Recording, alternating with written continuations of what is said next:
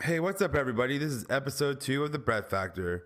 This week, I sit down with fellow stand-up comedian Erinn White, and we talk about stand-up comedy, the power of words, and street fighting, and some other miscellaneous musings that came to our mind as we just rambled on. For those of you who are wondering where is the video, I actually forgot to push the record button when making this episode. I didn't realize it until the very end of the episode when I was packing everything up, and I was like, oh, shoot.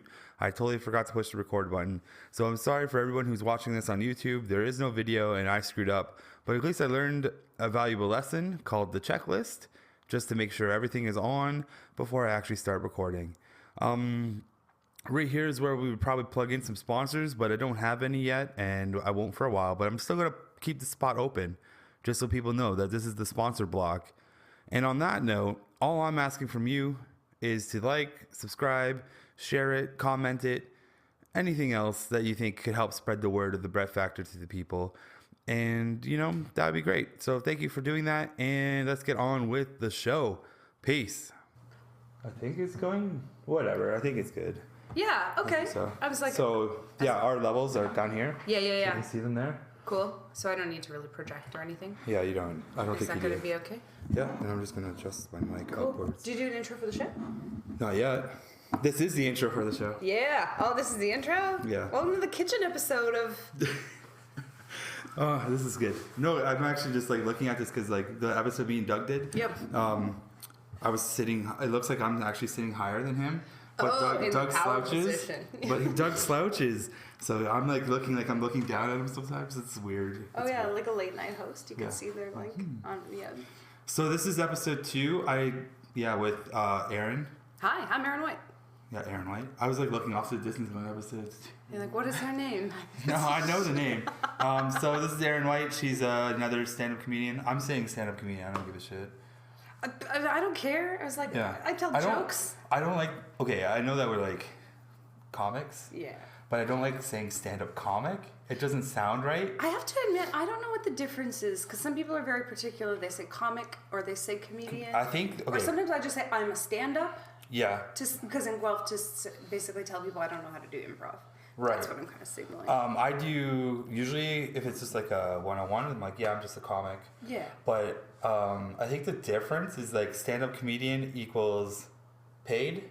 Oh. And the comic is you're just a comic. Us? Yeah. I mean, I've made tens of Canadian dollars doing this. You want to know how much I've made so far? How much? $100. That's great. Yeah. You're 6 months in. I start my 8th month next week. That's amazing. Yeah. You progress really fast, eh? Think so? Yeah, I do. I do. Because I feel like for me, the first year, I only did stand up twice the first 6 months. But I felt like it was just I was at the same level forever, and then just one day I was better. Right. But some people you see, it's every show they're better, right? So I think you're one of those people. Well, thank you. I get a lot of that goes to a lot of the guys who took me places, like AJ Bate. Oh yeah. He'll be on the show eventually. Nice. Excuse me. He took me everywhere. Yeah. For my first couple of months, first 4 or 5, he still takes me places, so it's not yeah. But the first you're friends now. 3-4 months, we just grinded everywhere together, and we just were doing 12, 13 shows a week. Holy. Right, and I do a lot of shows with Joe Vitello and Dan Brennan. Great. And AJ Bate. Mm-hmm. So it's we have 3 good wheel guys that I just get to rotate. I'm lucky to rotate with. Yeah, exactly. And they put me on. They bring me to good shows too. Yep. So it's I get a good amount of shows in a week, yeah. And now I'm at a point where I'm starting to book a little bit more. Nice. Even though good. they're not paid gigs, but I'm starting to be able to be hey, Toronto, can I come into your show? And they're like, oh yeah, we've heard of you. You can come on now. Which is pretty cool. It is cool. It's cool to be recognized for your work. Yeah, that's the weird thing. I still find that kind of weird.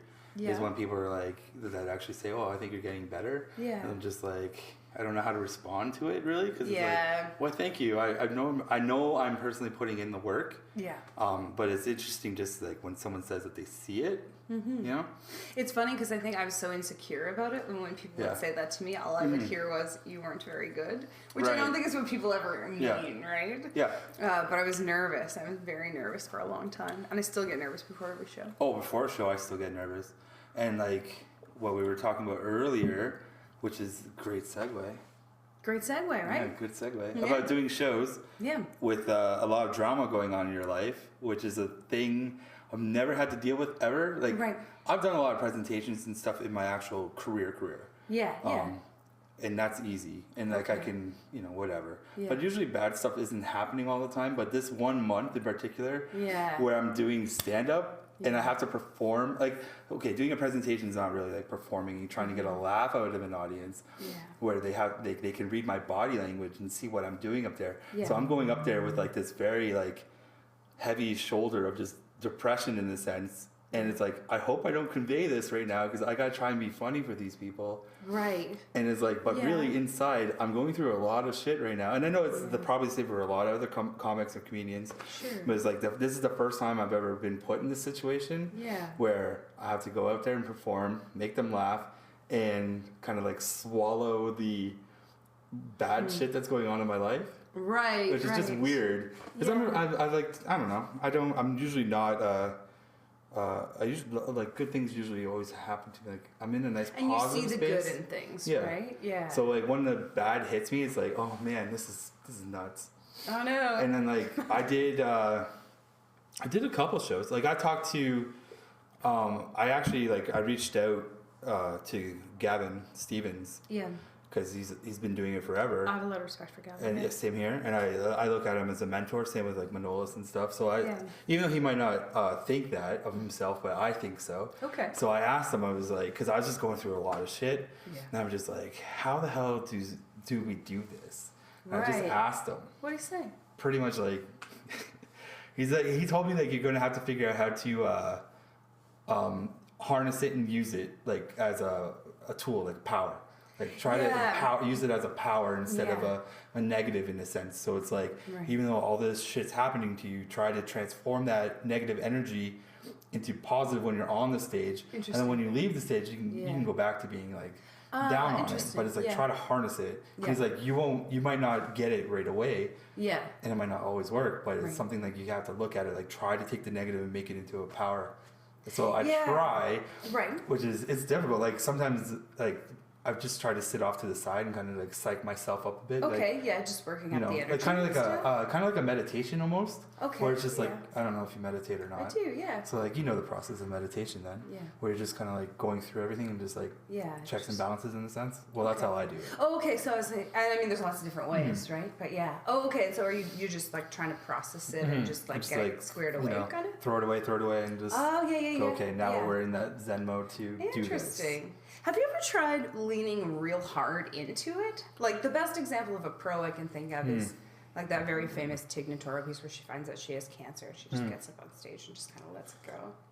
Like, do you ever just like lean into all that like dark stuff?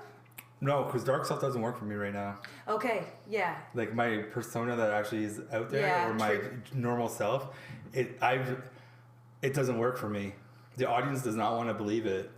Interesting, because you are generally like pretty upbeat, and you've got lots of act outs and stuff. Like you're kind of a higher energy comic. And I'm smiling all the time. I'm pretty happy on the stage. Right. And when they see me come up there, and I've learned this a couple times where I was actually talking to Jason Allen yesterday when we were at the Grinning Gator. Right. Because when I was in Mississauga Yucks.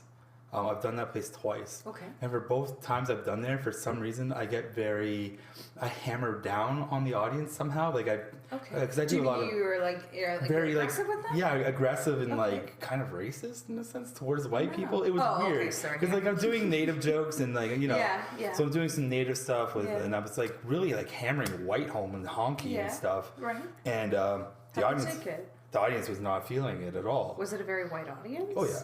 Okay. But I thought I could get away with it because I've done some of these. But I've done these kind of jokes other places, but with more. I've seen them work. Yeah, but I'm more upbeat. But for some reason in Mississauga, I was like really punching? Down and punching, and I'm like, why am I? Yeah. I never thought of it, and I've done it every time I've done it there. I've been that guy for some strange reason. Oh. Only in Mississauga. Yeah. Maybe it's the vibe of the room. I don't know. It just happens to me there. It just happens. And then like AJ's pointed it out to me, and like Nick Dury's pointed it out to me. They're like, "What the hell are you doing?" Like, right. Oh, so they know it doesn't work, and you don't feel it's you either. No, I definitely know it's not me because Yeah. when I come back and I listen to it, I'm like, what the hell am I doing? Like, that's not me. And even like my like body language, I know isn't the same either. And I'm like, what is going on here? Yeah. So it was really weird. And it does depend on your persona because for me, it actually works better. So I know once I got some just shitty news right before our show, but it was like a very big show and I had a couple hours to process it. So I was like, just go out, push hard on it. For me, the more aggressive I get, the more people like it. Right. Which is weird because I think I come off like a history teacher, right? Like, or like someone like your mom knows at church. Like, you're at the bake sale. Yeah, totally. With right? the cookies and shit. Yeah, so it's like when I push on people, people are into it. Yeah. That's because it defies their assumption about me, I think. Yeah, right? And you also have like that, like you could play that like crazy housewife kind of thing too, you know? Oh, like I just lost it? Yeah, like you just lost it. Yeah, like I had enough. I feel like that'll come. And just, one day, one day, I'm just waiting. I'm just waiting for that. Yeah, but that's like how you can work that angle, right? When you lean into it, you're like, true. Oh, she looks like a disheveled housewife that just fucking lost it. Yeah, I just don't. I find, and I mean, I'm 2 years and a bit in, but I don't necessarily have the range to do that. Like, I'm not great at act outs, and I'm not great at pushing it to one extreme, one emotional extreme or the other. That's something I'm kind of working on, is getting some depth to it, or being able to play with it. But for now, I find my ability's pretty limited.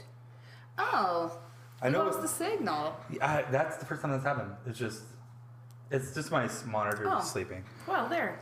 So I know there's an awkward part where we both look at it like this. If people are watching it, they're going to see me like squinting when you're talking, but I'm like looking at the audio levels and stuff. Yeah, I'm just making sure like everything's like monitored nicely. Yeah. So like you're probably saying something important. I'm just like, whatever.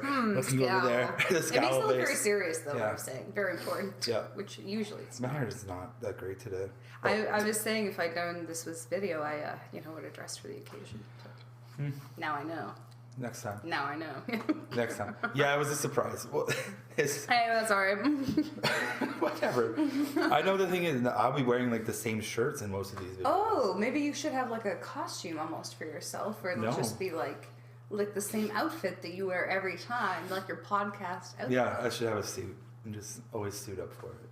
Maybe. Which would look, do you like wearing it would look great with the kitchen? With the kitchen set in the back. Or an apron, and once in a while you could get up and stir a pot.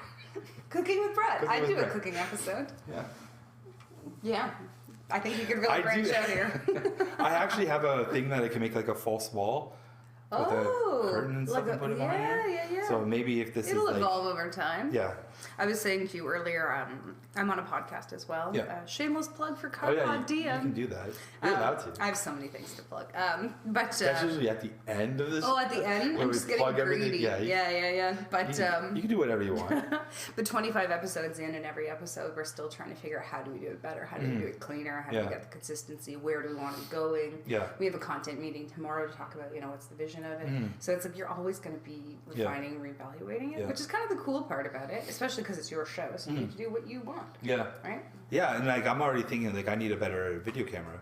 Because right now this is like 920p or 7 whatever. It's like not the 1080p. Okay. So because I was cheap, I'm like whatever. I was saying you were talking to a person who does not know the difference. Yeah. So. But I'm like, I don't know how this is going to turn out. So I'm like, whatever. Yeah. Well, hey, but you know what? The only way to find out usually is to start doing it, right? Yeah. So good for you getting it out there and starting something. I wanted to start this at the beginning of January. As soon as the New Year's hit. Like that was my goal. I actually had all the equipment ready and stuff. Yeah. But then just like the shitstorm and everything happened. And I'm like, I cannot do this right now. I have no desire. So, but now it's like, all right, let's do this. Yeah, exactly. But then I kind of had to just like pull the trigger too. Like I messaged Doug. I'm like, let's just do this. I had everything ready, and he was ready to go because he likes doing podcasts too. So I'm like, let's just do it and see what happens. I think that's it because I know with ours to figure out the tech stuff, it took us about 6 months. But you lose a lot of momentum when you're trying things and they're failing and you're not getting stuff out there. So finally, I think we were like, stuff's just got to go. Yeah. Like we just, pick a date. Whatever we have, like it goes that date, and then it goes every Monday after that. So I like the tea side of things. I know. I was like, it's like I'm sitting there. I'm like, I gotta like bake some cookies or something. Oh yeah, have some tea and cookies. Oh, that'd be nice. Yeah. Next time. I think. So. We'll see. I like baking. Well, I like baking too. I didn't have tea for Doug last time. I didn't even think about it. Horrible guest. He's never gonna come back to this podcast. Of course not. I've gotta just promise him some food. Yeah, there you go. Some Yeah. cookies. I'm sure I feel I'll like get it'd be cookies. funny. I'm just like if you had people eating, you know, like low dignity foods. Like I ate a burrito yesterday, and you know the end of the burrito, it's all just like spilling everywhere, and like you're wearing some of it. Yeah. Like like get people to eat those kinds of foods, just real messy, like Tacos, spaghetti. Tacos all the time. Yeah. I feel like the visuals would be excellent. Fall. There's just a 4-minute segment at the end that's just you and the guest just like eating something awkward. That would. I love human awkwardness. I think that's what part of why comedy is so wonderful for me. It's like I like uncomfortable moments. I like getting the audience a little uncomfortable because even like when I'm up there being happy-go-lucky, like I like my usual self, but like I'm doing this like residential school joke that really throws people off. No, it's brand new, and I've been trying to work it. And when I first did it, I did it, I was a little more dark tone to it, and it didn't work at all. But I changed it around and just kept it in my normal tone of being, happy. Yeah. And it actually kind of worked. Like someone in the audience laughed at it, and she laughed, but then stopped herself and looked around to see like, was it okay to look? Right. Yeah. I see people do that in my jokes too. Like, is it okay? And I was like, okay, this is good, because she like. You're getting it there. And there was like a person. I did it. I've done it a couple times, and there was one where it was actually dead silent, and only one person just laughed at a weird moment in the joke, and it was like, okay, it's going to work. It will, yeah. But it's the wording and stuff. Like I used the first time I did it, I think I used like the word like fuck in it, right? Okay. Not a proper word to use yet. Okay, yeah. And then I thought of a word. Like I'm not gonna like, okay, so the whole residential school joke is like, oh, how ugly were my ancestors that they weren't chosen to be taken to be diddled by priests, right? So it's a weird. Okay, when you hear that joke, it's a hard joke. Yeah, when you hear this joke nonchalantly, as I just said it, it's not going to have the same tone. No, I think the thing is for me, I started to have instant recoil on all of those like pedophile kind of jokes. Oh, so that's not necessarily a reflection of how you've shaped it or the context you built around it. Well, there's a lot of dirtiness in it. Right. Well, and the thing is, it's not a pleasant subject. There's a lot of darkness. There's a lot of pain in that subject. And my idea behind the idea of the joke was just to kind of shed a little bit more extra light, like just spotlight on it in a little bit, just to be like, this has happened, guys. I'm just gonna poke a little fun at it from like a stupid point of view. Like my family wasn't chosen. Even though that's a good thing, right? Yeah, but I'm just look at this again. Because I remember the first time I tried. I actually tried a sloppier version of it, and it was in Burlington. Okay. And I was just like, oh yeah, you guys just got the pamphlets about residential schooling. You're still learning about my people. Right. And it died. Like they were just like, no, we don't want any of that. You weren't like, my parents hated me so much when they did like the scoop. They just put me on the doorstep. Yes. See, this is horrible. Yeah. Yeah. Yeah, it's interesting. I'm sure they loved you, don't? No, they didn't like that part. They didn't like that part. So I had to go to like talk about natives and camping. Recover. Oh, well, because I like where you go with yours, because I think especially, they're timely right now. There's so much talk about reconciliation. What are we going to do with all the nations that we have cobbled together here in Canada? And it's stuff I don't see a lot of other people doing, so it sets you apart. But it's all very tough. Right. Like, it's tough stuff to talk about and get through. Yeah.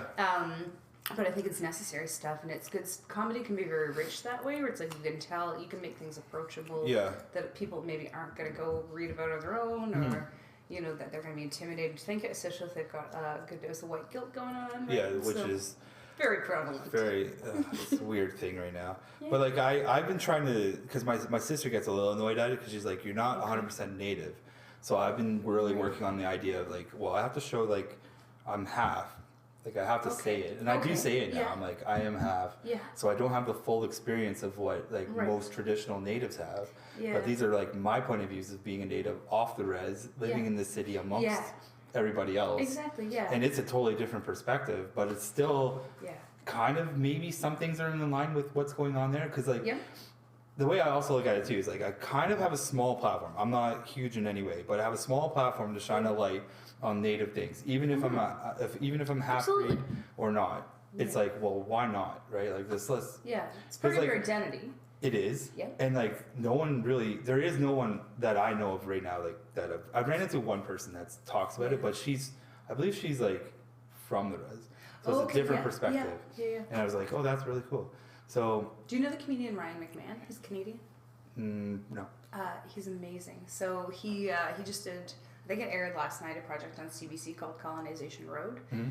But last year he did this comedy tour, the Truth and Reconciliation Tour. And so cool. he's a powerful storyteller, and he Right. really uses comedy to get at some of the stuff you're getting at, right? Yeah.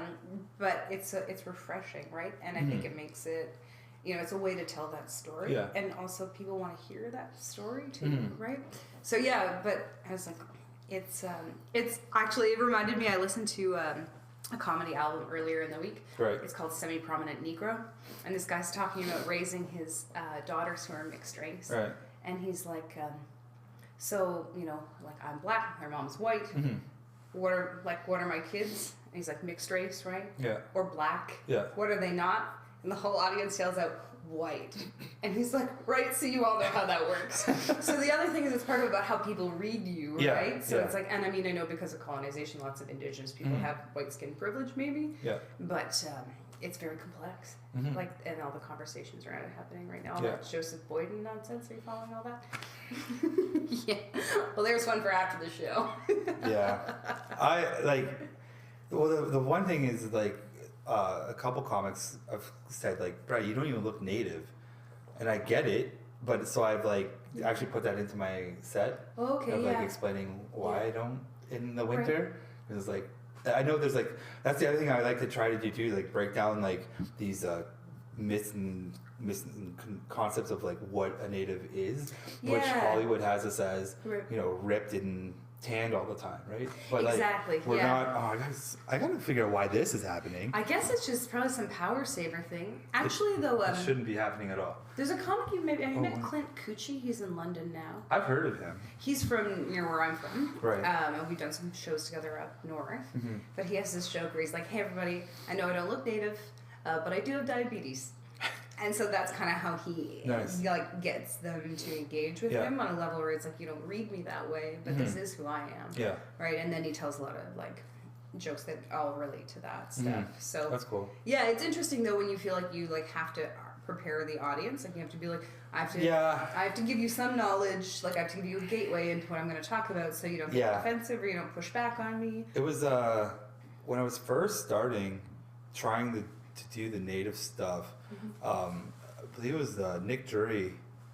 He told me one day, he's like, when you're doing it, you're surprising the audience, like the way you set it up. You're like, you say some shit, Yeah. and then you go surprise or something along the lines of like, yeah, I am Native American, which is like punching them in the face because then they don't know what to do. Right. Because you just came up there and said a whole bunch of shit about natives, and white people, or most people, not just Yeah. white people, Right. most people don't even know how to react to when things are being talked about Right. natives, like at all. And then you say all this shit, they're sitting there going, we don't know what to do. Right. And then you tell them you're native at the end of it, and then they're still like, wait, what?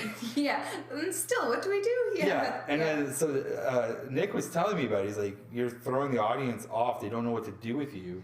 Right. You gotta Right. help them. And he's like, you have to right now in your career, Yeah. you have to tell them what you are. Yes. And I'm like, yeah. I didn't want to. Like, there's a Right. part of me of like, well, I don't want to. But then I'm sitting there, I'm like, okay, Yeah. I'm not black. So when I go to the audience, they're not going to go, oh, this is a black comic. Right, There's yeah. a certain expectation in the audience that they're going to hear certain things. Okay. Right? Yeah. But when I go up there, they're like, what is he? He's probably white. Right. Yeah. Right? So why is he telling me this Why story? is he telling me this stuff about natives? Why is Yeah. why does this make sense? Yeah. You know, So now- is this guy racist? Yeah, exactly. So Yeah. nowadays I do actually start by saying, this is what I am. Yeah. Yeah. And yeah. then I go with it. And Yeah. it actually, I feel like, Did it help? yeah, Nick was right. In the end, he was actually Nick's a right. smart guy. He's a good comic. Yeah, he was actually right when I actually started doing it, and it just like, I think it just made the room acceptable. Yeah. Yeah. Yeah. Like they Yeah, were they were like- in on the joke, right? It wasn't a joke on Yeah, them. and I think they were like, I think it kind of just like killed, like, just kind of, it just opened them up to go, okay, so here's a native, something we don't see often. Right. What's he going to talk about? Right. And I guess I have permission to laugh now. Yeah, Right? well, that's the other part, because I Yeah. do a lot of jokes that could be alienating, especially when I start talking about feminism is a good one for that stuff. Good old feminism. Good old feminism. And so I'm always trying to do that where I'm like, no, don't, Yeah. just don't like push away from me, right? Just you're in good hands. Like, Yeah. hang in there with me for a little bit. Like, there's going to be a payoff for it. But I feel like if I don't do that, like maybe they don't like me, or maybe I scare them, or whatever happens. So I think it might be I think anything where you're perhaps an outsider to the audience, or you're nervous that they might read you that way, it helps to just get them on board, even though you're like, well, here's the annoying expository part where I tell you why this makes sense and why it's going to be funny for you. Yeah. No, I think, I guess part of the battle is getting the audience on your side as quick as possible. Absolutely. And then, like, I guess they have, like, the shortcut by just outright telling them, this is what I am. Yeah. Get ready. And then now they're prepped. Exactly. And then I can probably say some of the craziest shit ever. And then it's going to happen. Like, they're either going to laugh or they're going to be like, work on that some more. Yeah. Right? And even, like, I've even, like, experimented with, like, just some random, like, I try to do, like more stuff with race, like when I've, like have a stupid joke about black people in the pool. Okay. And it's just, like, I want to see if I can actually push that now. And see, like, are they like, okay, he's native, he's allowed to talk about this. I want to see what the audience will let me talk about, because I'm already in, like, a certain racial minority in a sense. Right, I like to throw it out there just to see what they're going to be like. Yeah, okay, it's acceptable. Right, like it's different than a white comic, or it's different than if I go up and talk about it. And I would say that stuff I don't tend to wade into, because it was like, I feel like it's not my experience. Yeah. So I was like, it's just going to sound like I'm being a piece of shit. Yeah. But, like, my joke is just about being in the pool and I'm a strong swimmer, which no one believes because I'm fat. And I'm like, it's always happens. And then I'm just like, have you ever been in a pool when a black family shows up and you're like, there's not enough lifeguards on duty? So it's just like that weird stereotype. Oh, it's about people's perceptions. Yeah. Right? Okay, I play on the vlog perceptions. Yeah. That's part of my thing right now, is just fooling around with the perceptions and what everyone's thinking about. Well, because that's one of the greatest parts about comedy. One of the hardest things to do is to surprise the audience, right? And kind of in a way that they all accept, or a way they find it entertaining. Yeah. And so when you're tackling those stereotypes and things like that, pushes on all of those assumptions, and it does give that surprise factor, which I think is powerful in jokes, right? Yeah, and I like pushing on stereotypes and stuff like that, just to, because they're stereotypes, like. We should be kind of past that, but they're still. Oh, I know, but they're there, and it's like when you start talking about it, I don't know. I just like I think I like just putting the light on these things and being like, I'm going to make you think about this right now. Yeah. Because it's like, what do you think when you see an ethnic group come into a pool, right? And it's like, think about that for a minute. Right. Why do you think that? Where did that come from? Exactly. You know. And I think I like to do some of that too, where it's like I like to raise some questions for people. And give them something to talk about or think about. I mean, hopefully that's my best case. I hope so. I also have a lot of I know. I bet you at the end, no one gives a shit. No, I don't think it's just like, they were funny. I don't know about that though. Yeah. I have to say, and this is the virtue of being at the level where we do small shows. So it's like when you talk to the audiences after, like I've had people say to me like, like, thank you for telling that story here, or I never thought I'd see something like this in Northern Ontario, or so it's like I think in some ways like you can have some impact on people. I've only had one, like most memorable kind of confrontation with an audience member because it was the actual Native American. Okay, yeah. It was like the first time I didn't even know he was in the audience. Yeah. I came off the stage and I was like, okay, cool. And he came over to me. He's like, oh, you half-blood bastard, that was great. And he's like going on about being like Native and stuff. And he's like, I come down from the res every so often. Cool. And then we just talked about it. I was like, he's like, I haven't heard anyone ever talk about any of this stuff. And I was like, okay, that's cool. That was cool for me, and in a sense, because like I told, like, and that's when I said like I'm a half breed and all this stuff, and it was like he was accepting, and like right, so I was like, yes, see, it works. It does. I mean, for every person like that, there are actually a lot of people who are not going to come up and talk to you. Yeah. Maybe they tell their friends about it, or maybe they, you say something that they remember later. Like I find myself like like I've already done to you like 3 or 4 times where I'm trying to tell someone else's joke badly. Yeah. But it's like then that gets transmitted, right? So it also builds some appreciation for what comedy can do, like what's the capability of the art form. Yeah. And also raises interest and maybe brings up new kinds of audience members or people. Because I thought like stand-up comedy was not for me. I just thought it was this like gross bro world. Where it's like, oh, no one, like, who's interested in my stories, right? So I think seeing different kinds of comics builds that. It also could encourage somebody to try it, right? So I think it's super cool. Yeah, I like the one thing I have like ran into probably almost 0% natives at clubs. Or like people who look. Yeah, that or even come up or mention it. Like I've only met the one guy so far, and that has actually come up and talked to me about it. But it's like it's really interesting to see like. They're just not around right now.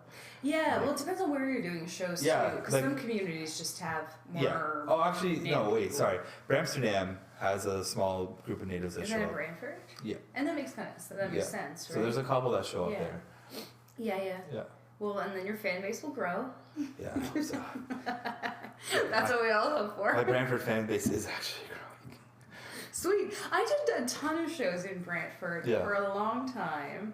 Just because there are like more shows than comics in Brantford sometimes. There's like 2 or 3 shows there now. There used to be like heaps of them. Like I was there all the time. Yeah. Yeah. So it's interesting because it is a smaller town. It's a bit more mixed. It is economically depressed in some ways. So it's like it's just different than like. Well, every town's different. Every town is different. Way different. Yeah. That's the really interesting thing is like actually that's like one reason why I want to. Also kind of get into comedy because I was not working and I was sitting there and I was like, okay, I would like to do comedy, and I was like kind of like making the pros and cons. And like one of the pros was like I get to go all over the province or even all over Canada eventually. And I was like, that'd be kind of fun to do. It's cool, right? It's and cool to like, have a reason to go somewhere. Yeah, and I like going to other areas and just hanging out. So I was like, well, maybe I'll just like tag in an extra reason of doing it. I'm going to go do shows there and have fun. And I've been all over Ontario now. Cool. Which has been pretty good. It is good. It is good because I find these are places like if I didn't have a reason to be there, I might not find myself there. Yeah. Like if somebody hadn't said to me like, you got to go to Hamilton and you'll meet a guy named Izzy Camiso and he runs this show, Comedy at Cayley House. Like I wouldn't be doing it if I wouldn't know any of these. Like there's a lot of talent here. A lot of talent here. Just in case. So yeah, it's like it's interesting the people you meet and the work you see and the towns. Like I don't know. I also like Hamilton. It's good. It's a good spot. I think so. I'm gonna if I get the future game design job, which is in London, I might take it. Well. And the thing is, because it has a lot to offer you. Yeah. Right? Like, it would be a good choice. Yeah. It's also, comedy is everywhere. And one thing I found, like, when I started out, I wanted to do a certain kind of show. Yeah. It didn't exist, and then you start it. Yeah. Right? So it's like, and, you know, you have a contact, so you know what to do, right? Yeah. It's like, if you don't find the kind of thing you want to do, just make it. Yeah. Right? Make it happen. Yeah. You know? I was just thinking, like, I know if I go there, I'll still be able to do some comedy. It's not the end of the world. Oh, of course. Because there's regular shows and mics and all that kind of stuff. I'll have to get a car, though. Like, number one. Probably. Because there's a lot of shows up and down that strip, like, from London to Hamilton. There's shows to go to. Totally. And, like, getting to Hamilton is only an hour and a half drive. Yeah, is it even... Okay, yeah. Maybe even quicker. I'm not sure, but... Well, the last 2 times I've been there, it's been an hour and a half. Yeah. So it's not that bad. And, like, getting to Toronto will be a little bit of a bitch, but whatever. Yeah. Well, and then you may start doing more or less of that, or maybe you just stack it, so you're doing a bunch of shows, so you justify the trip, or... Yeah. Like, there's all kinds of ways. I found it hard. Well, I mean, I'm from Guelph, so it's like, there was, you know, kind of one show a month. Right. For a long time. So it's like not really until I had my car was I doing regular shows. Yeah, that's like the way I'm looking at it is like it's going to be a slow grind for a little bit, and then I'll have my car, and then it'll be like, okay, we're back. Yeah, exactly. I was like, and I mean, I never wanted a car. That's part of how I justify it to myself. Well, that's the funny thing. I've never driven. Yeah. Well, okay, that's a lie. I got my license back in. Like 1996, maybe 97, somewhere around there. And that was the graduated license system that we have today. So I just missed the one and done, which it ended in 94. So I could have gotten it, but I just fucking missed it because I didn't care about a car. Like, okay, the funny thing is, my dad, he was like, he goes, if you want a car, like, because we had a family car. Yeah. So to speak, we had a family car. My dad was the only one who drove in the family, so it was his. Yeah, right. And he's like, if you want a car, you're gonna have to get a job because you're not driving this thing. Got it. And I was like, I don't want a job. Right. Because I didn't want to work. I was like not in that mind frame. I was a kid. Yeah. I'm like, fuck work, right? So I'm like, no, I'm not gonna work. And that like backfired on my dad because I think he wanted to, You'd also drive. Yeah, he wanted me to drive, and he wanted to make sure I was making money and working and stuff like that. Get that responsibility. Yeah. But I was like, fuck that. I'm just gonna go play video games. Yeah. So I didn't get my license until 97, 98, just because I don't even know why I did it. Yeah. So I did it. Maybe for ID or something. Actually, that's probably what it was. Yeah. Because it didn't have. Yeah, I would say that probably for ID. That's why I had mine. Yeah.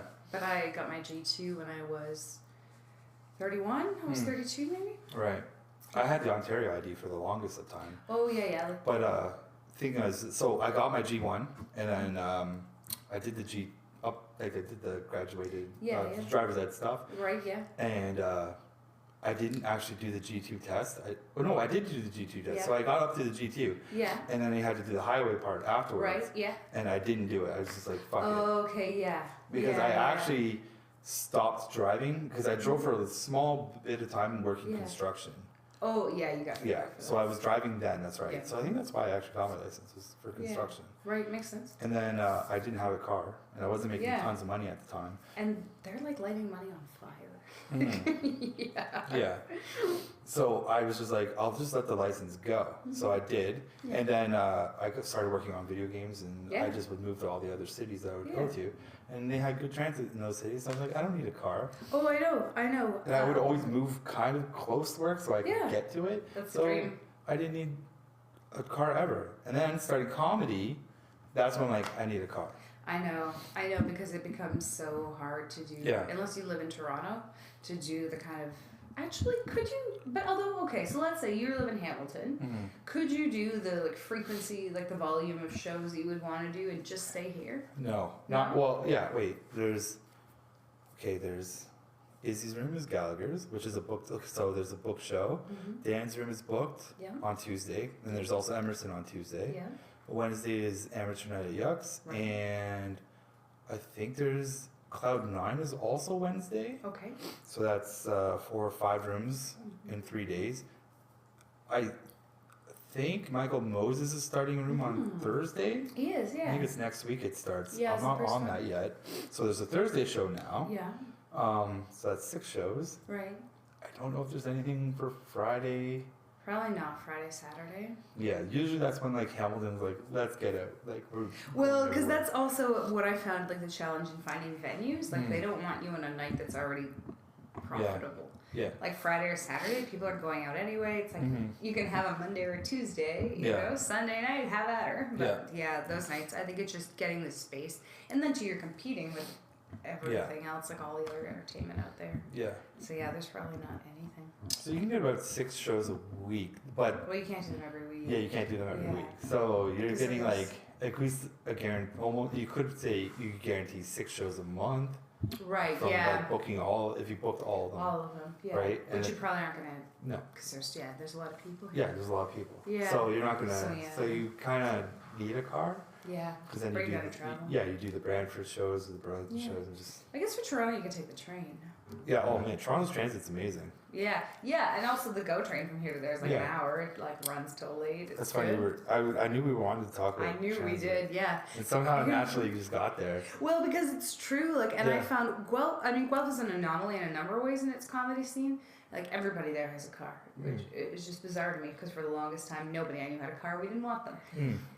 It seems like all you guys drive. Yeah. But here where it's at least you got a few people, but I think you're smarter about you make it worth it. You take a carload. Yeah.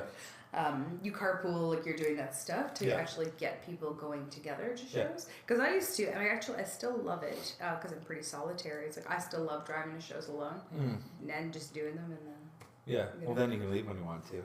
Well, and it's also the only way I meet people because if I go with people I know, it's like, Yeah, well, I'll you're just just talk to you hanging out. guys, right? Right. Like I don't push myself. Yeah, I at all. try to break out of that where it's like I should talk to the other people too. You should. And it's like I gotta get out of my People own business. like kind of comfort zone to do that. Like I'm pretty good at networking in general, Yeah. but sometimes I'm just like, no, not today. Yeah.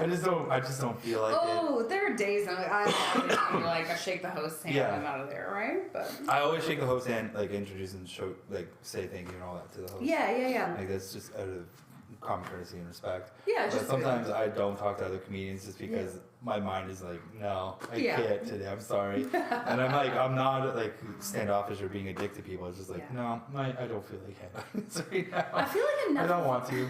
Sorry, I talked No, over it's you. fine. I feel like enough of us though are sort of secret introverts that a lot of Right. people are probably fine with that. Mm. And like, oh, so, he's just feeling quiet today, Yeah. right? I know I'm an extrovert. Oh, are you? Yeah, Okay. I think so. I'm definitely not. I'm definitely quite the opposite. Yeah? Yeah, so it's like quite a lot of like effort for me to be sociable Hmm. with people. So like a middle ground? I think there is. There's some people who kind of flip, I think. Because I think I probably would say I'm in the middle. Yeah. Because there's times where I'm introverted. I'm just like, no, I just want to. Yeah. And then there's other times where I'm like, all right, let's go. Let's have like go Yeah, forward. yeah, exactly. So I think I would be, I think more in the middle. If there is a middle. I'm sure there is, right? There's like I'm a sure middle it's vert. a middle vert. Yeah. I don't know if that's, I'm not a scientist. You can coin it. Yeah, you're not a I'm not a scientist. scientist.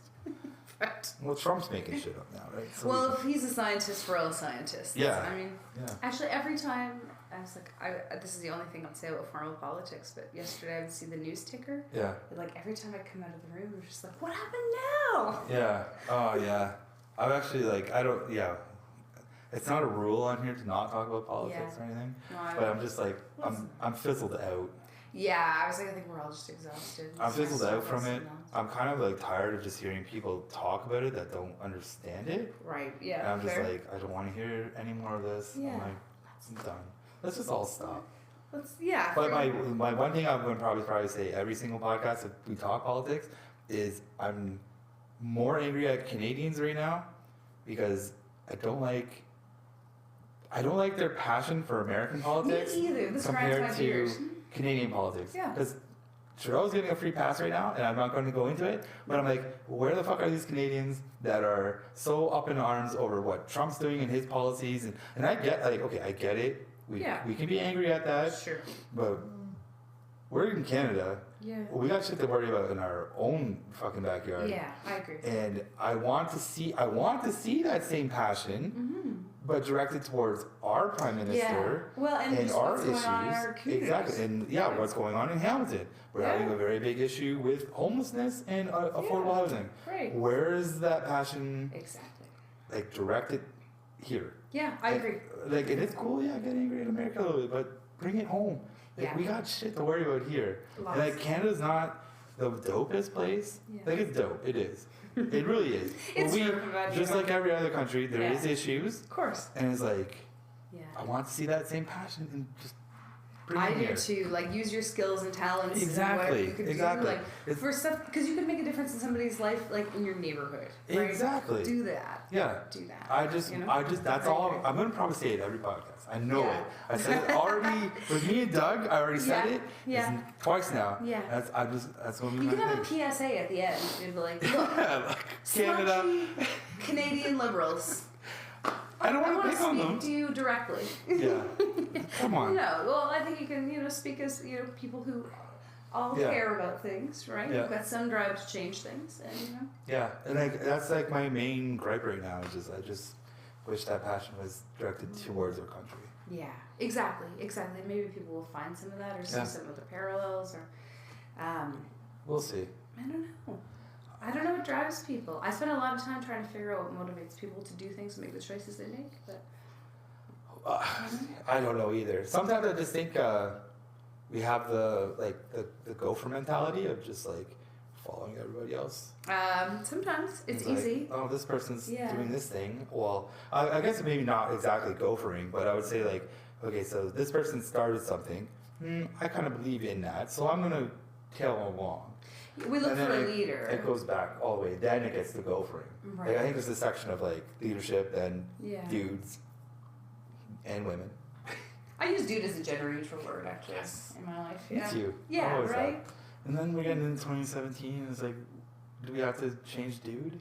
I But haven't don't. heard that. Yes. Well, because I'll be like, or even I'll say like, oh, I'm, not that kind of guy. And Yeah. I'll be like, but you're not a guy at all. I'm like, you know what I mean. You know what I mean. You know what? Come on, guy.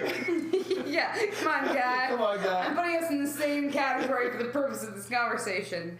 Just work with me for a second here. I love that shit. No, yeah, like, yeah. Yeah, but so that's interesting. So, do you have? Oh, what were we going to talk about that we haven't talked about yet? I don't know. We've just been going all over the place. It's true, we have. That's the magic of this podcast. It just starts. Yeah. Do you have shows that you're looking forward to next week? Well, because I was in job hunting mode, I've like scaled back on Makes sense. finding any work. I mean, any shows because I wanted to really just like focus in on finding a job, which worked because now I'm Good. employed-ish. Well, I am employed. Yeah. I'm employed. Yeah, you're No good. matter what, I have a job starting next week, so that's good. Now I'm like, I can start booking, but I need to see my schedule. That's the next Well, thing. yeah. So now I gotta Yeah, just like yeah. kind of like just mope around a bit, do a couple of open mics. Sure. I think I'm doing Jimmy Jazz. Is that- Oh, in my town. Yeah. On Sunday? Yeah. Sweet. I think it's I think I'm doing it this Who's Sunday. headlining that one? I don't know. Jordan Shear maybe, Oh, that's great. or Devin Bates. Nice. Yeah. Devin Yeah. Bates. That's a good Yeah, new room. those are the three. Those are the two guys I know I'm going up with. So, but I don't know if either of them are headlining. I'm just Yeah. knowing to tell jokes. Yeah, but you know, it's nice because in Guelph, I'm saying the scene's finally big enough to hopefully support this new room. And it's a weekly, which is, I have a lot of respect for that because Yeah. that's really ambitious. Like my shows are monthly because Yeah. I just can't generate stuff that fast. So I love it, and the Yeah. turnout's been really good. I think I was on the second one. I had a really fun night. Yeah, everyone that's been on it so far has been like, yeah, it's been a really good room. Yeah, People are there to laugh, which is always a plus. Yeah. Like they came for the show, they do. so yeah. I'm like, that's good. Totally, it is. I think comedy can work in that city anyways, because like I've I think done so. the making box there, Yeah. and I think Guelph gets a weird reputation Yeah. in the comedy scene itself. Like everyone's just like, oh, it's PC Guelph. Yeah. But like I've gone To there. an extent, it is. Well, yeah, it is. Yeah. It isn't. But I've gone there and done whatever the fuck I want, Right. Yeah. and it's been fine. Yeah. Like I haven't had like the weird like back like everyone. I think sometimes people are like, oh, we're gonna get backlash if we use certain words or say certain Yeah. topics, which Which you might. You Which you might. might in any town, to exactly. be fair, right? Yeah. But Actually, I, I feel have a like really Guelph is just like fired in on this like weird area where Yeah. like everyone thinks that's going to always happen. there. Yeah. But it can happen to you anywhere. It So- can. I had a really funny. This was a story I was starting to tell when I interrupted you. Oh, that's But I did Dan Brennan's show the other night. the Lion Head, Yeah. which is a good room. it was just a good room. I like that room actually.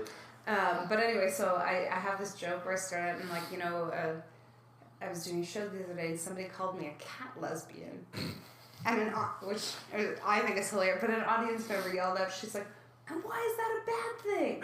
And I was like, "Oh my God, it's not. Just hang in for a sec. Oh my God, that's not where I'm going. Yeah. No, it's cool. It's cool." So Cat lesbian. yeah, so yeah. I was thinking about getting that tattooed somewhere. Oh, that would be cute. Do you have tattoos? I'm getting a new one this afternoon. So how many tattoos do you have? I think I have 5 now. Oh, that's cool. So yeah. Usually the follow-up question is like, where? Well, and see that's No, the thing but where I keep them like. in the winter it's like they're all very Yeah, yeah. right. So in the summer sometimes people are like, what the fuck?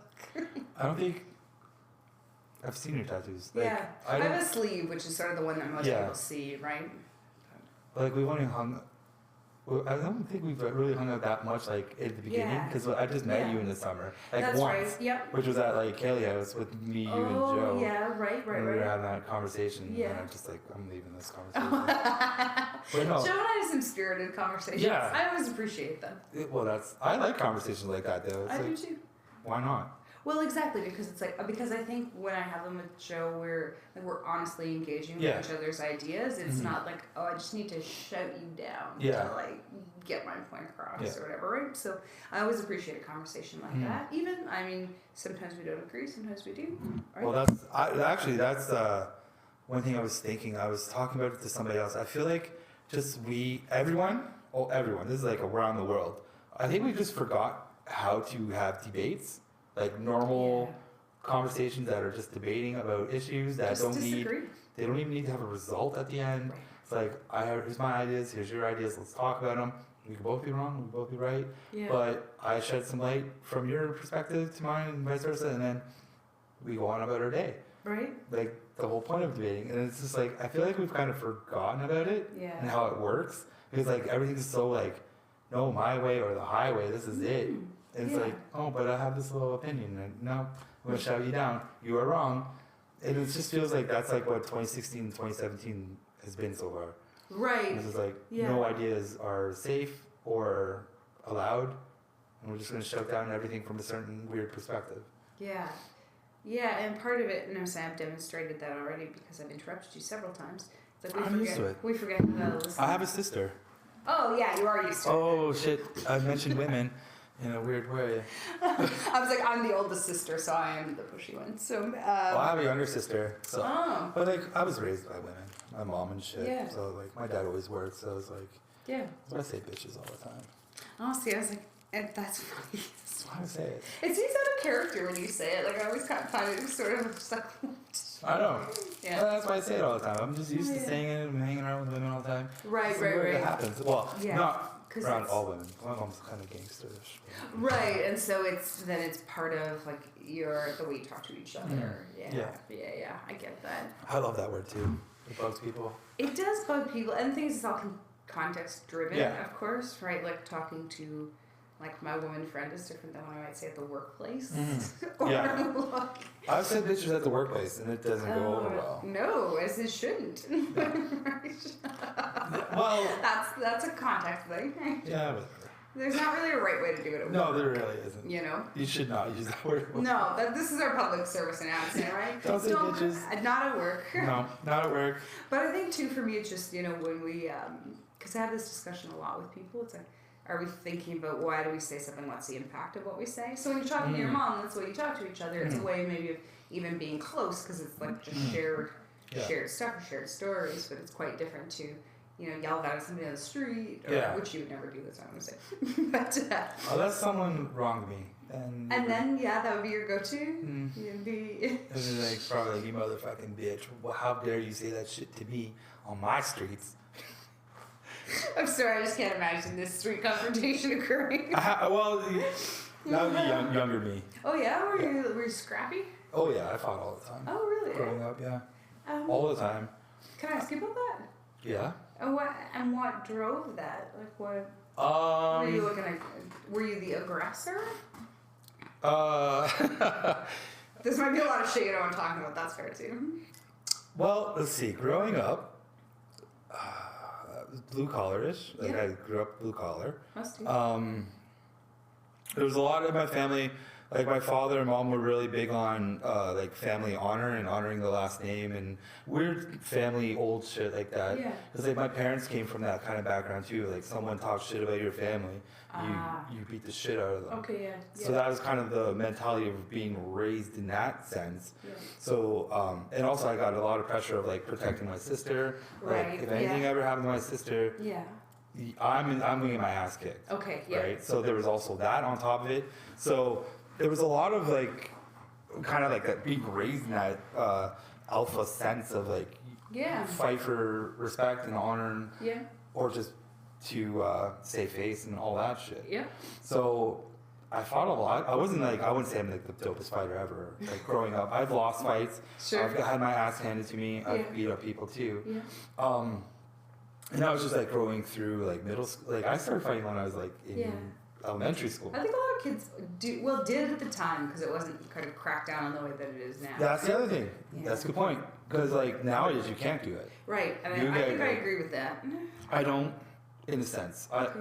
Actually, I'm thinking like on the playground. I'm torn because of and this is just probably like, I guess this is where you could look at like this is a generational thing. Yeah. Because I grew up in that atmosphere and I turned out okay. And that's how I look at it. I don't know if it was character building or not. Yeah, From fighting people. Sure. Or like, I don't know. I'm not a scientist. Oh, I'm sorry. Your phone's going crazy. We're just gonna shut that Go up. for it. Go for it. I was like, Yeah, we're going to wrap up soon. sorry about the little That's your timer, right? interruption. That's Yeah, okay. yeah. I was supposed to say. I can fast forward it. I This is that conversation. That's a me huge fighting conversation, of course. and right? growing up in that Yeah. atmosphere is quite big because I I've think had so too. Yeah. like I've had scenarios where it's like you just What are you disrespected gonna me, Okay. right? Yeah. It's like, well, I'm going to fight you Right. Yeah. because I don't Yeah. want that out there saying, well, Brett's a pussy. So Right. it's defending your own honor. Yeah. I think masculinity is. It's a masculinity part thing in this. too. Oh, yeah, like, yeah. Yeah. And the thing that you touched on is Yeah. going to school, fighting was fine. Yeah. Like, I remember. you could fight everybody. Kids it did do. not matter. Yeah. You would just go to the detention Yeah. and sit with the principal. Yeah. Maybe your parent would get called. Mine got called a lot. Yeah. And when I came home, Yeah. the thing when I came home from fighting people, Yeah. my mom and my father especially was like, "Did you win?" Oh, okay. So it was it validated in a way? It is, Yeah, right? yeah, If you yeah. look at it that way, Yeah. it is a. Right. Yeah. Because you're coming home Yeah. and you're like, "Did you win?" Right. Yes or no? Yeah. No, you didn't. Well, you better Yeah. You handle fucked that. up. Yeah, Yeah. you fucked up. Yeah. So now it's like next time, yes, I did Right. win. Yeah. Good. Here's Right. reward Yeah. in Yeah. a sense, right? Yeah. So it's like that weird like fighting. Like I don't fight anyone today. Yeah. I can't imagine like you know just. I don't. Yeah. Just because it's 2017, Yeah. You're lots of insulted. people know shit. I can go to jail. Yeah. Like there's a lot of consequences can have Absolutely. from fighting nowadays. You can Yeah. kill someone accidentally. True. Like it's bad. Like I don't think fighting is a good thing unless it's an actual sport. Yeah. That's fine. Yeah. But like growing up, it was just weird. Yeah. It was really weird because like there was gangs and stuff like Yeah. like school gangs and stuff like that. Right, So you were yeah. fighting. So it was just like a weird block of time where like you were fighting. Yeah. It was just part of life. And then, yeah, it was just part of it. Really was part of life. And then like 94, 95, that's when they started introducing the whole I can't remember what it's called. Zero tolerance, all that stuff. Yes, that stuff. So then that's kind of when I stopped being a bully Yeah. and fighting, going Yeah. into more of like Right. the peace and tranquility mode. Oh. Of like trying to figure myself out because Yeah. I can't fight anymore. Right. And it's like I'm gonna get in a lot of trouble if I fight. Right. So then I just started figuring out like who the hell am I now? Like Was it's it? like I'm sorry. yeah, go ahead. Was it the fear of consequences? No, not really. What was it? Actually, I guess the fear of consequence of me fighting at that time was getting kicked out of school and not finishing school like my parents. Because I didn't want to do like, they never finished high school. So I was like, well, I want to be like the first in my family to do that. Yeah. So there was like that weird, all of a sudden I'm like, yeah, let's try and be educated. Yeah. And like there was this, I had like an epiphany moment in school because this like gay dude, and I say that nonchalantly, whatever.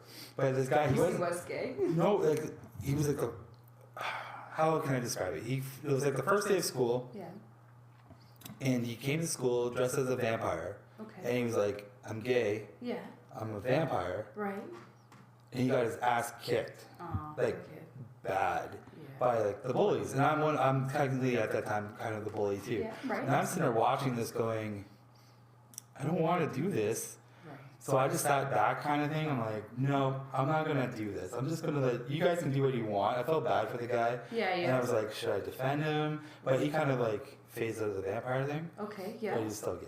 But I think it was like this weird, like, that moment in time will always stick with me because it's just like so much weird shit was going on. And Yeah. I'm just like, I don't want to do this. Like, it was just like, no, I don't want to do this. I don't care.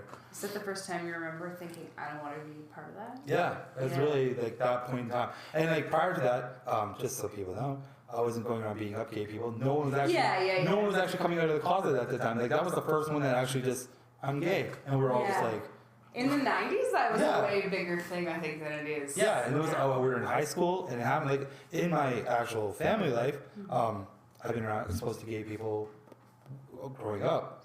Like, sure, yeah, their family friends are in the community Yeah. or whatever, right? and it was like very super closeted back then, like in the 80s. Oh Well, my god, in the 80s? Yeah. Early 80s, late Yeah. 80s and the mid 90s, I had like my first introduction to Yeah. like gay. Right. Yeah, the idea of it, right? Yeah, Yeah. because like my mom had her best friend, brother was gay, Yeah. and he would always come over to our house and hang out and stuff. Yeah. And then one day he actually brought over his gay lover. Oh yeah. Which happened to be His black. partner? Yeah, whatever, it's partner. Back then we didn't say Yeah, those true, words. of course, yeah. Let's think Sorry, about, I'm I'm putting 2017 painting lens the on it. picture Yeah. of the night. I'm gonna let it happen. Yeah, I'm yeah.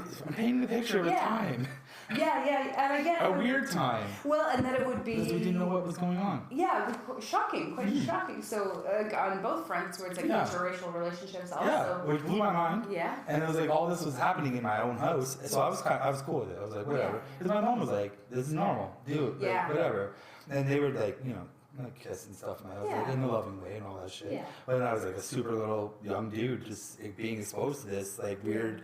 At the time, it was weird, Yeah. weird gay interracial relationship going on in my kitchen. Like you didn't see it on TV. No, you never saw that on TV. This is like happening in my life, like right Yeah. there. Yeah. And like, it's like that has always stuck with me. Mm-hmm. And then because I was already exposed to it at a younger age, and then when finally someone came out at school, I think that Yeah. this connection kind of Right. happened to me, where it's like, wait a minute, that's not wrong. Yeah. My mom already explained it to me, Right. in a, like in her own way, in a sense. Yeah.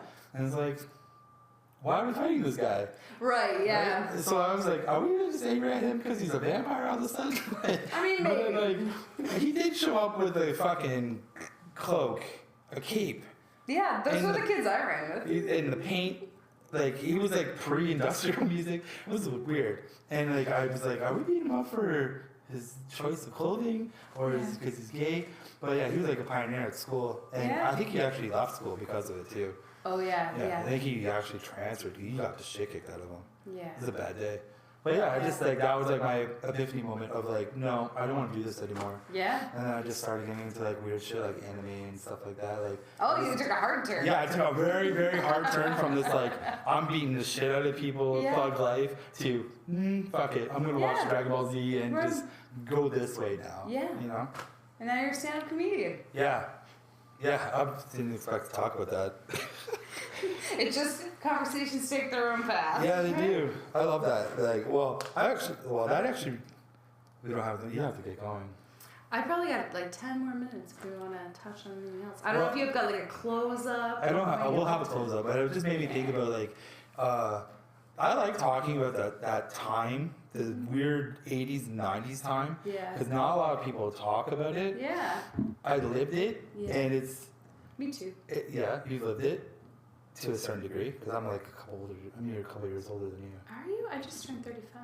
Oh yeah, okay, so I'm only 2 years older than you. Oh yeah. So yeah, we've lived it. Yeah. So it's like it's a weird chunk of time. Yeah, it was strange. It was strange. And like, I totally get some people who can't, who still like to use the word gay, right. and or if they say fag sometimes. I Yeah, get I it. hear less of that now. I actually hear it less too. Like, you do hear it less, Yeah. and I understand like why some people say it, because that was like, we said it all the time. Yeah, so I remember hearing it all Like, the time. gay was in my vocabulary, Yeah. especially hanging out with dudes all Yeah. the time. Yeah, yeah. But it wasn't meaning it in the sense of like homosexuality and all that Yeah. stuff. It was like, you're just gay. The thing is, I think at the time It was weird. It was because basically I was saying that's a bad thing. Like this Yeah. word generally means something. Not Yeah, I always looked at it as like a slang term of just saying that's lame. Yeah, Right? which is also ableist. That's a word I'm trying to work out in my own vocabulary, like today. But yeah, I think we didn't think about. Or Yeah. it's like calling someone a pussy, where it's like, oh, so anything that's like feminine is bad too, right? Sometimes. So it's just, yeah, just Sometimes. this conversation, Erinn. Yeah, come on. Don't bring that pussy shit into the alpha dome of my apartment and kitchen. Oh God, is that? I didn't know about the alpha dome. All that alpha stuff is so weird to me. Actually, I was having this conversation with another comic, and they were like, if you have to ask yourself if you're the alpha, you're not. Yeah.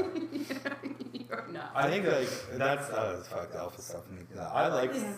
laugh. I just laugh about it. Well, because in a way, like in a lighthearted way, like making fun of it's kind of interesting to me. But I think in a way, I mean, that's one framework where I think we all think about like what's our status in a social group and where do we fit. And, I think the whole point of like people's like just the whole terminology of like I'm an alpha male is because people feel like being male has been under attack a lot. Yeah. And what is male in 2017 or 16, we don't really know. Well, it's changing. It is changing. Right? And I think that's good to broaden it. The same way we're broadening like what women, like femininity could be, right? That masculinity. I think so. Because like it can't be the same forever. And it can't be the same for everyone. Like everyone's different, right? And I think accepting that was going to make all of our lives easier. Yeah, because like I hope. even though like we're all dudes, not everyone's like going to be a UFC fighter. No. Right? No. Almost like alpha of ideas, right? Like, yeah, exactly. That like physically powerful, like affluent, like all that stuff. Like I feel like over my own, and I feel like that idea does change. Like everyone could say they start off as this alpha, like I'm a G.I. Joe kind of dude. Yeah. And eventually you're just going to evolve over time anyways. It's a natural progression. I've done it myself. Yeah. Where you just naturally just go, I like other things now. Yeah. We find our identity. Exactly. It's like I'm not being pigeonholed in this weird, I'm fighting all the time, I'm a G.I. Joe, I'm a bro. Yeah. Like, I still am a bro and I have those things. Yeah. I was like, you know what? I like painting and having tea and cookies. Right. Like, who gives a fuck? That's also nice. Yeah. Yeah. I was like, oh, you're going to say I'm not an alpha dude anymore because I like to sit down and have some tea and cookies with some bitches? I actually find it more alpha, if you will, when someone is like, yeah, I'm going to have a tea party. What are you going to do about it? Like, what are you going to say? Yeah. People who are pushing those boundaries, but also I get that that's hard. We're not always in a place to do that. Yeah. That would come over time. Because like, I've been on this earth for so long. It's like you eventually stop giving a fuck. That's actually been the great joy of getting into my mid-30s now. Yeah. Like, just give way fewer fucks than ever. Yeah, there's a lot of things that I just don't give a fuck about it. Right? Yeah. Like, especially when done that, don't give a shit anymore. Yeah. Like, wait till you get to your closer to 40, you'll understand. Like, who gives a fuck anymore, okay? I'm 80 in my heart. Yeah. So, I'm just like, I've grown into this. Like, I don't give a fuck anymore. Who cares? So this has been great. That might be a good place to leave it, even. Yeah. Tea and cookies with bitches? Tea and cookies with friends. Come on, say bitches. No. That's gonna be the next thing, the next segment. Say bitches once. You can't, audio listeners can't see that. I'm shaking my head at you. But oh yeah, she is. She's, but this has been fun. No, it has been fun. So how we normally end this is you just get to promote what you're doing next. Okay, cool. And you can promote all your shit. Yeah, so maybe just You can end with your name also, because we've gone this whole time. Oh, yeah. Just a recap, just in case they forgot who they're talking. Who we're talking. Which I always do when I'm listening to podcasts. Who is that person? So, maybe just to give a couple highlights. So I'm one of the co-hosts of a queer and feminist show in Kitchener called LOL. We're doing a number of big shows this year, so you can find us on Facebook and watch out for some of those special events. And what else do I want to tell you about? I also facilitate a workshop called Comedy Church, where people can try out stand-up comedy and also help each other get better at their material, which runs now in Guelph and will be in Hamilton in the spring once we find our home. You're still looking for that. We're working. But yeah, and I'm Erinn White. Thanks for having me on the show. And you already promoted your podcast too? I did. I think my SoundCloud is following yours now. Cool. We'll have to get them hooked up. Yeah. And what am I doing? What are you doing? Nothing. Getting ready to work. Well, exactly. You're starting. Yeah, I'm starting a new job. So I'm going to try and do some open mics because I got the time to do some open mics. So I'm going to do some open mics, and I'm doing the Jimmy. Is it jazz or jam? It's jazz. Jazz. So I'm doing Jimmy Jazz February 3rd, awesome. Which is Sunday, I believe. Yeah. And that's like my only book show. So yeah, that's it. Yeah. Until I get my work schedule and figure all that shit out. And then I can be like back to hammering the pavement and doing all the gigs again. Absolutely. But I guess we'll see you next in Guelph. Yes. I hope there's some more golf shows coming up. Yeah, it's fun. I like golf. I just love a show to drive to. I mean, it's amazing. So yeah, I guess we could say people who are in Guelph, go to these shows, support the scene. Local comedy. Exactly. Come and see me because I'm all right. I'm all right. I'll never say I'm dope. Okay, all right. Maybe Everyone. one day. No. I'll always be alright. I'll just be average. See some perfectly adequate comics Yeah. in Guelph. Every Most of Sunday. us are pretty funny. Most of us. Most of the time. Yeah. Yeah. We have our days. We try. I mean, sometimes. Sometimes. I guess really that's it. I'm just Cool. We just pause for a second. Stare at each other's eyes. Yeah, it's gonna end exactly like this. Like I'm not editing it, probably any of this. Oh, that's fine. Yeah, you can just So, you can just leave it wait. exactly the way you like it. But this is fun. Thanks for this. No problem. You know what I just realized? What's up? I actually didn't push the record button for the video. Oh fuck. Oh I just no. noticed that. It's so starting. I thought it was on because of the red box. Yeah. Oh. Oh shit. I have to Did you remember do video on the first one? that. Yeah, Oh shit. that's alright. If you can't use it, we can do a do-over.